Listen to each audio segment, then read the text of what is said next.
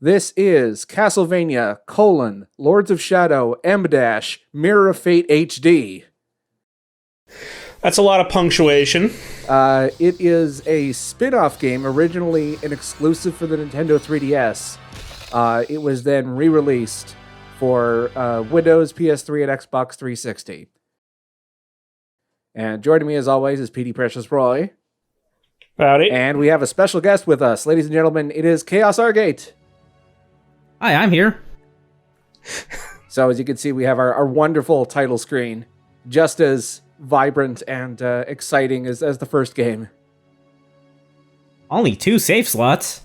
That's one more than the first game had. You couldn't even delete it.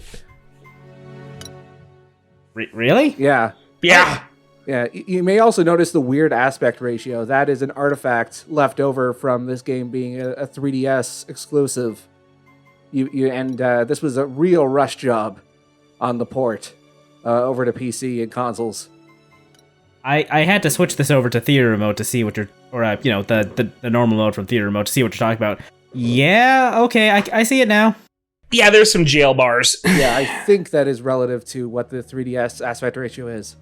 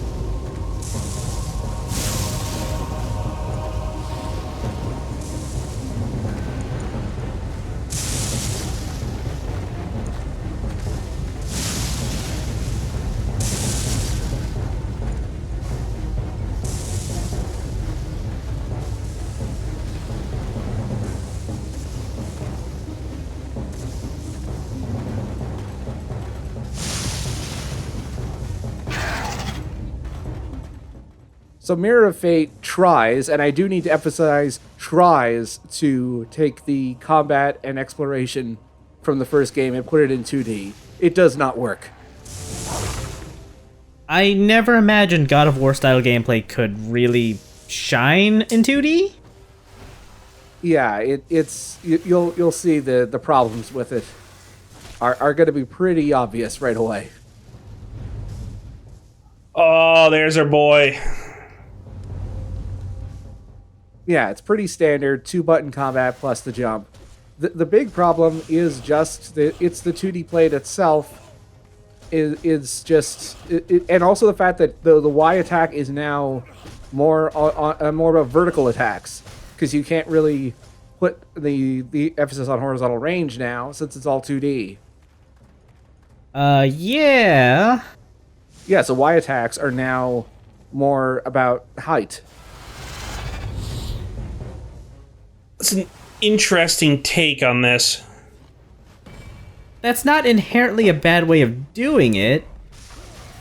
Yeah, it's just when we get into combat design, you'll see the way that they place enemies, and it's also extremely clunky.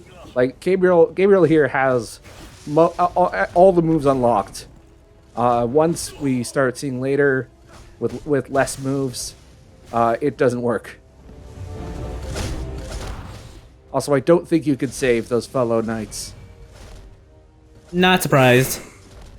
Also, it is throwing me off a little bit that these wolves are standing side by side. Yeah.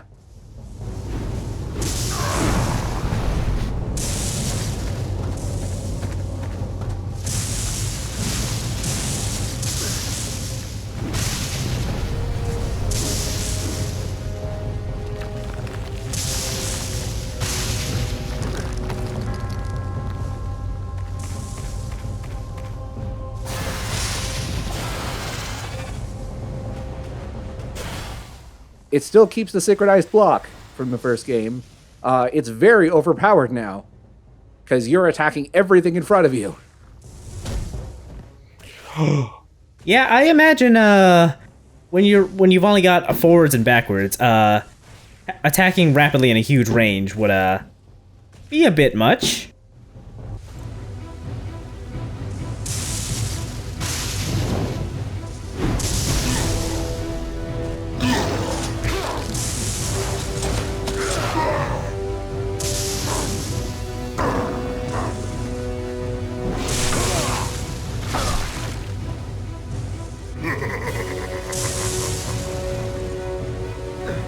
Is this the best the pathetic Brotherhood of Light can send?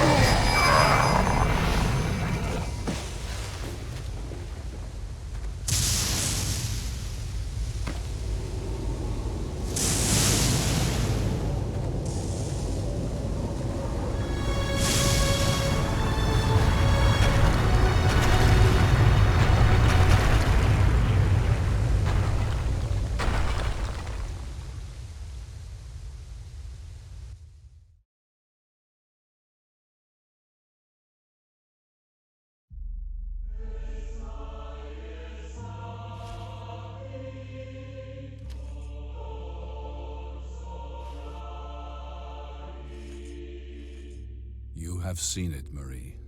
The mirror has shown you Gabriel's fate. You must protect the child from his father. Trevor and his lineage will be the only ones capable of facing him in the future. Your son's survival is the only hope for humanity. We will come for him at nightfall.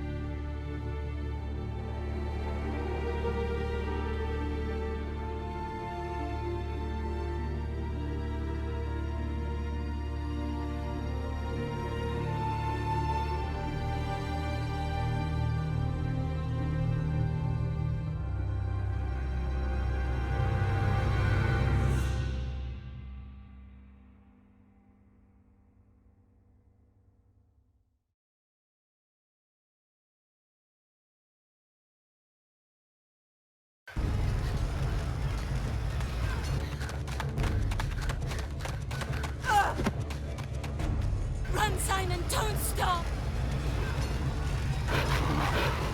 Keep going to the forest! Don't look back! Run! Run!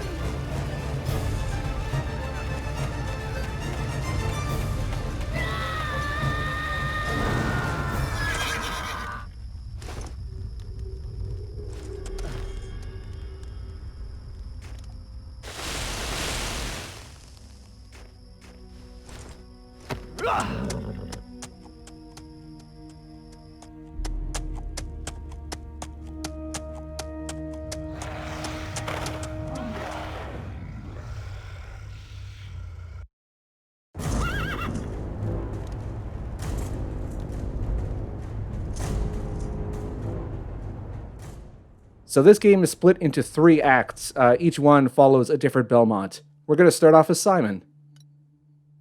And since Gabriel had the combat cross, Simon does not have the vampire killer, since the combat cross was the vampire killer in this continuity.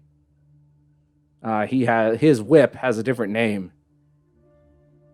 He has the Beast Hunter. Is there a reason he actually uses a whip in this continuity, or is it just a thing he does? I think it's just because it's the standard for vampire hunters, and for the Brotherhood in general, because the combat cross was designed as a ragged whip-like weapon. It's kind of the Brotherhood's sidearm, the standard issue. Okay, so there is a reason for it then. Mm-hmm. Yeah, Renato Gandolfi also exists in this timeline. He created the combat cross. I guess some things never change.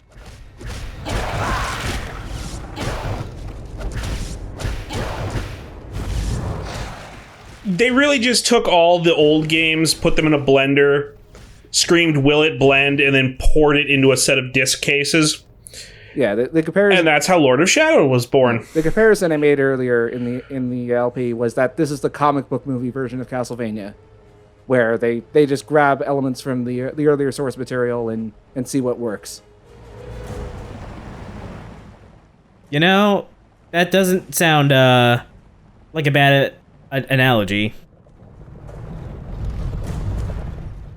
Yeah, so this is the starting town that you would see in any in any sort of Castlevania, any Castlevania 2D game. The scrolls are also back, although I don't really like the scrolls in this one. They're much darker than they were in the first game. But how are they compared to like a Yoko Taro weapon story?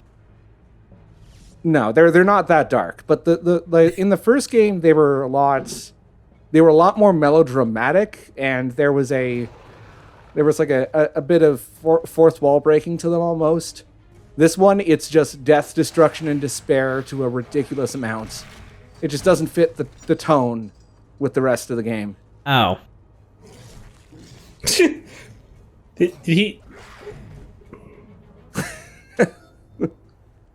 Okay, you wanted the throwing axe, Roy. Here it is. Here's the throwing axe. Oh, thank you! Yep, sub-weapons make a return.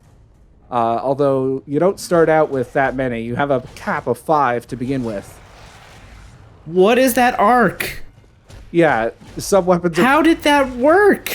You can increase the arc slightly by charging it, which also sets the axe on fire, and will cause the enemy to take damage over time.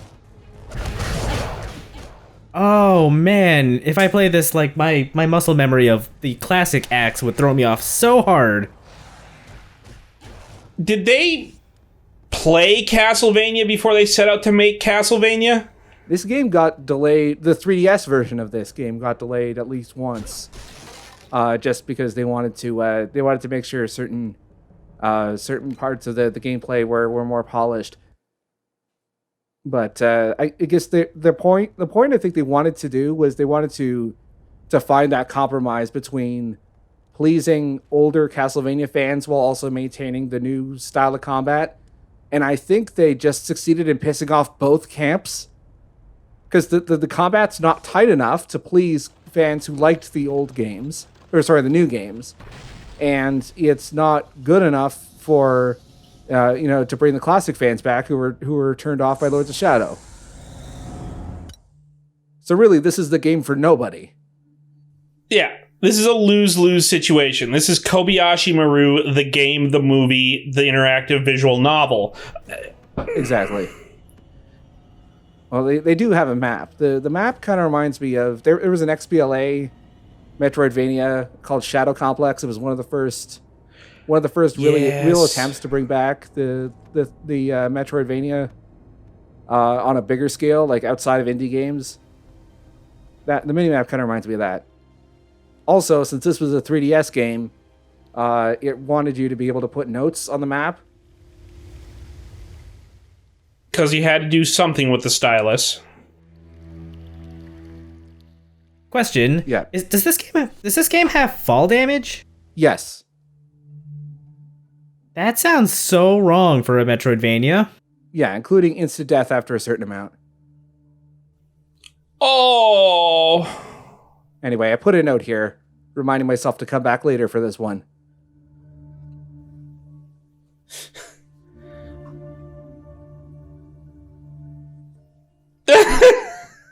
You could also move it around if you want, or make a new note, delete it. If you have another note that already exists, you can move it to a different square if you want.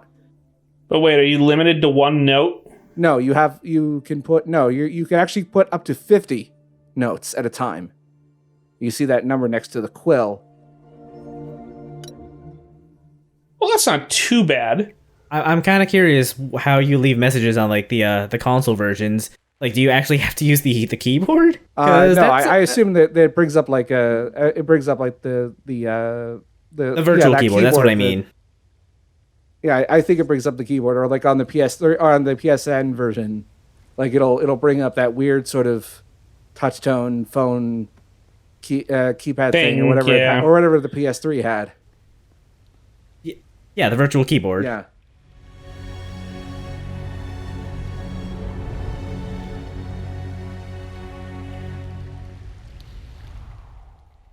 Was that a Digimon?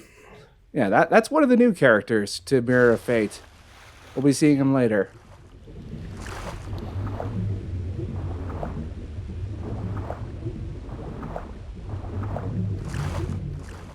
I'm glad you don't have to pick up a specific soul or shard to go swimming in this game. Yeah, that's they've streamlined a lot of the powers. They're actually it is streamlined to a fault. You have to pick up the bestiary. Or individual pages in the bestiary. One thing I do like is that they have idle animations that are unique to the bestiary. That is kind of cute. That's really neat, actually. Yeah.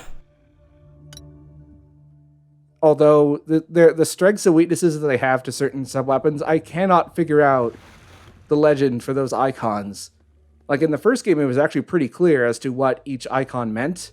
I still have not figured it out. And I'm not going to, because I'm never playing this game again. The most I got from that was that zombies are weak to axe. They're skull to axe and shiny skull to sparkly axe. Sometimes you just gotta bedazzle your axe, man. I mean...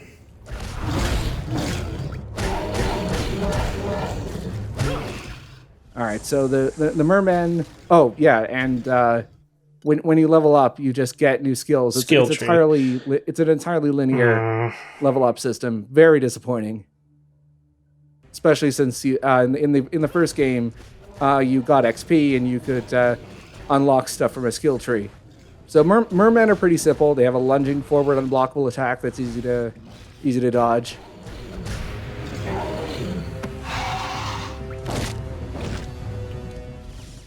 I do like that they at least maintain the really aggressive finishing moves from the first game. It's a nice little treat. Yeah, and you don't need to do QTEs in order to activate them. That was always annoying.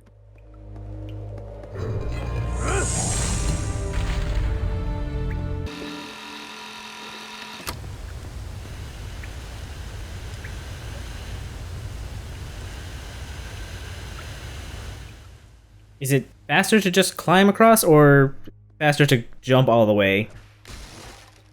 I don't know in what context, but No, I'm just wondering if it would be faster just like mash A while climbing on those ropes. Oh yeah, it is. Yeah, okay. It works under God of War rules that way. Okay.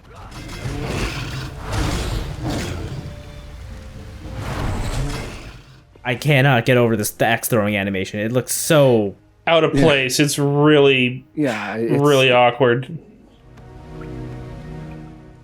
There are later sub weapons that are better, at least. I want to see what they do with the dagger. To see what direction they take that. There is no dagger, but there are some new sub weapons that are pretty interesting. Well, that's disappointing. Yeah. Well, there are plenty of bad things that are amusingly bad rather than merely disappointing. Who the hell are you? Stand aside.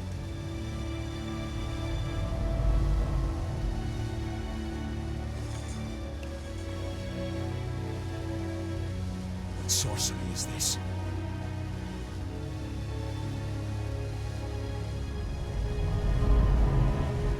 No. No! Show me more, damn it! That's not enough. I need to see more.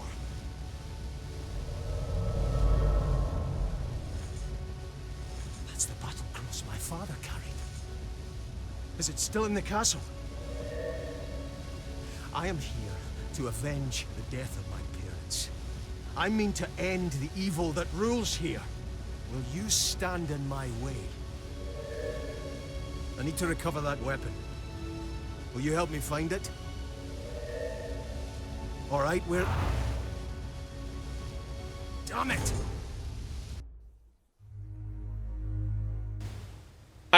I'm so confused. Simon's voice actor is Alec Newman. He's not as high profile as some of the other actors that have been in the Lords of Shadow games so far.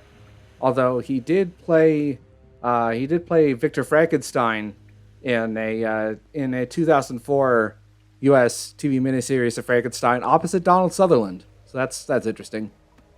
I think he was also in one of the adaptations of Dune. I can't remember which.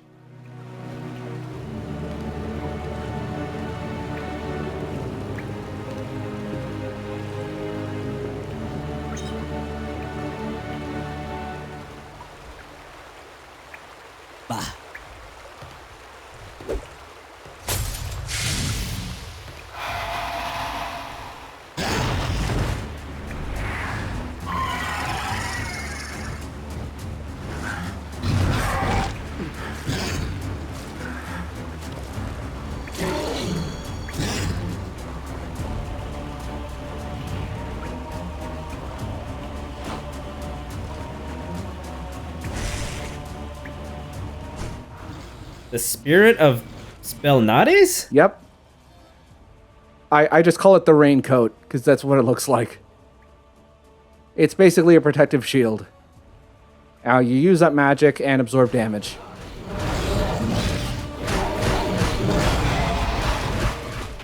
So, Simon is not officially a member of the Brotherhood, so he doesn't have light and shadow magic like Gabriel did. So instead, he has the raincoat. Sypha, I'm so sorry for what they did to you.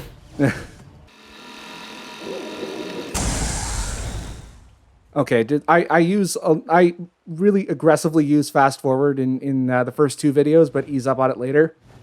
Also, I'm pointing out here, you can finally block in midair, And you can air dash. which is something that was conspicuously missing from the first game. Caused a lot of trouble, especially in the DLC final boss. Okay, so I've seen one improvement so far. Mind you, that was probably just an improvement that was retroactively included because it's also in Lords of Shadow 2.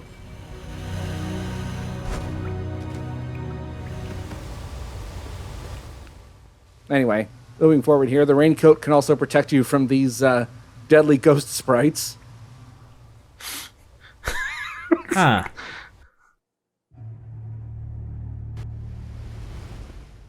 That's all they could think of to do with Sypha. Just have her be a protective shield. I guess so. Well, I mean, you know what you know what they say about a mother's love. No, they also killed her off. Like, give them some credit. Yeah.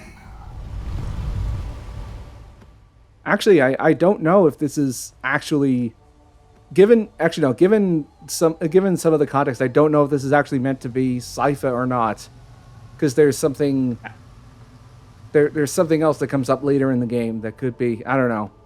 I don't know my lore as well as you do, Chaos. But anyway, this is what I do know is that this is a really annoying puzzle. I cut out a lot of a lot of backtracking here because I kept forgetting the order of it. It basically relies on you having to preserve your magic resources in a certain order.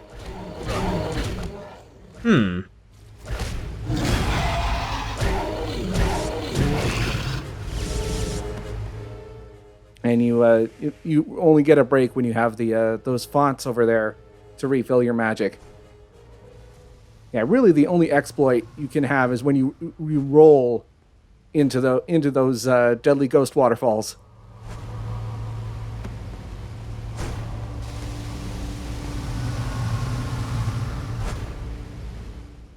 I'm gonna laugh every time the Sypha umbrella shows up. It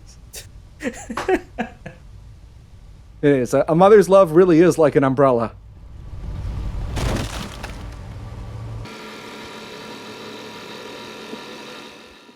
I feel good about this trek, Ma. It's gonna be a good trek. So that means that a mother's love is working under Harry Potter rules. Oh no. Yeah, I guess so, huh? So we can assume that we can assume that Sypha pleaded for Simon's life beforehand and sacrificed her life specifically out of love, and that is the only protection. But it only works on ghost waterfalls is the thing. It's a very, very contextual magic. And steam traps. Also, I'm not gonna lie, the new icon there under the map, the way it looks right now, honestly, it makes me think of the Polterpup from Luigi's Mansion for some reason. Yeah. I don't know why that is.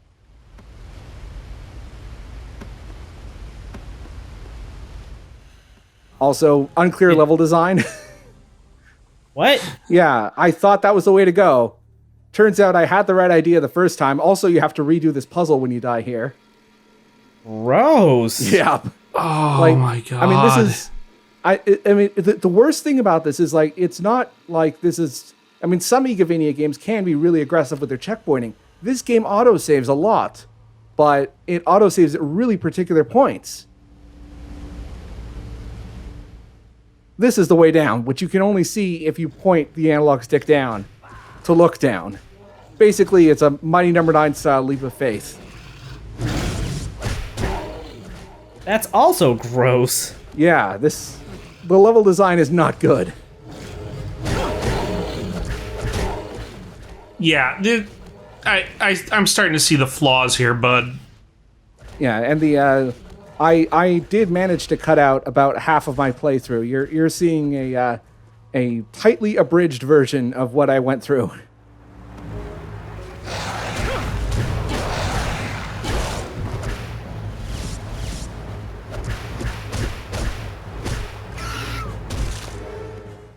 Wow, those harpies don't look obnoxious to fight at all.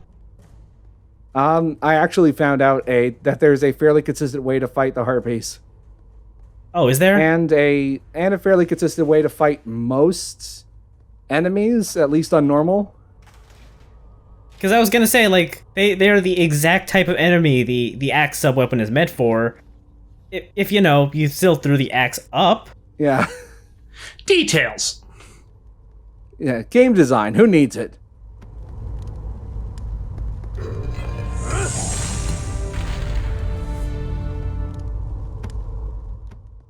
We have a series of mechanics that have all been mashed together to make a Metroidvania. Let's just ship it. They're popular, right?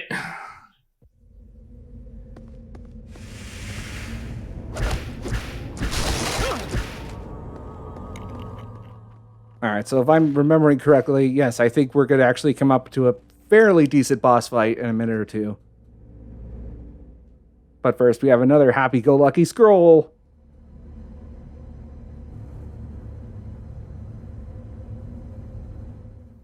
Riveting stuff. Yeah. Like Roy, you remember the scrolls from the first game. There were some dark ones, but it was never this. It was just. It wasn't like this. This is just excessive.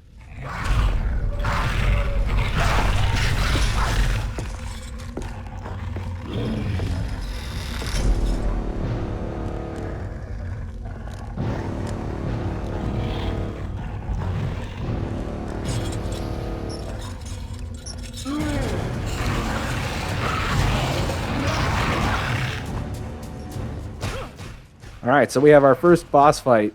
This is against the Night Watchman. And a couple of villains he borrowed from the set of Ruby, apparently. So I actually do like this fight. Most of the boss fights in this game are good, I will say. Especially the climactic boss fights in Acts 2 and 3 are quite good. Wait, does the axe pick him up if he's down? It hurts him, but it doesn't stagger him. Well, I get that, but like he was like down on the ground. I thought, and you throwing the axe like picked him back up for more combos. Which, if it does do that, that's actually kind of cool. I like that. I'm gonna have to go back at the footage, but I'm pretty sure it didn't do anything.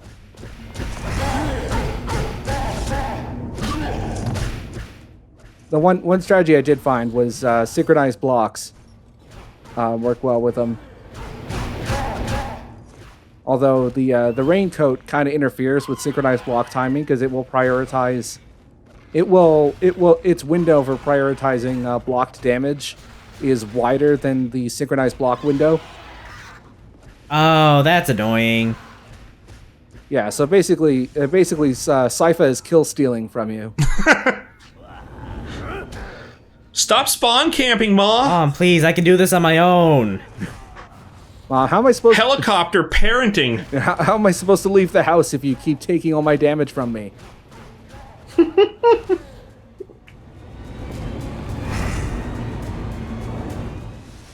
You were making a Luigi's Mansion comparison before. You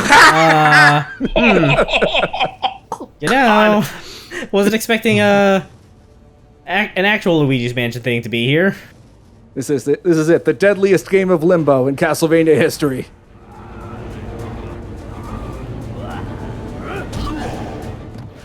I just like how the edge of his lamp consistently clips through Simon's neck during that QTE.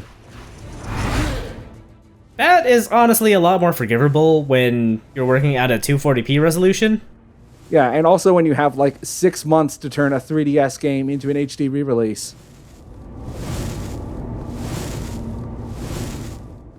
Yeah, I don't know who thought that was gonna be a good idea. I mean, it worked out great for you for, capturing video, but... Yeah, like I don't have a 3DS. I had a DS in college, like 10, 12 years ago, but that was then. I gotta say, this doesn't look awful graphically. Like, there's a lot of little nagging things, but it looks pretty good, and it probably looked okay on the 3DS, and I'm gonna say something that's probably gonna be controversial. I think Bloodstain may have ripped this off a little. In what way? Just a lot of the stylistic elements, I think, look very similar to it. Only, the other way around, right? Like, I feel like some of the devs may have played this.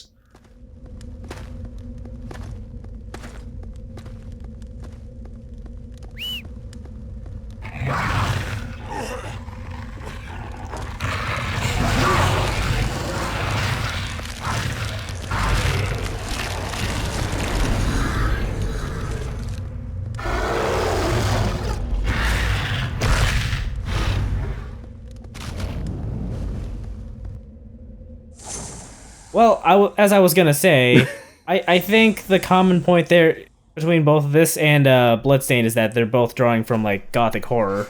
Yeah. I also didn't realize the video was over, so... That's okay.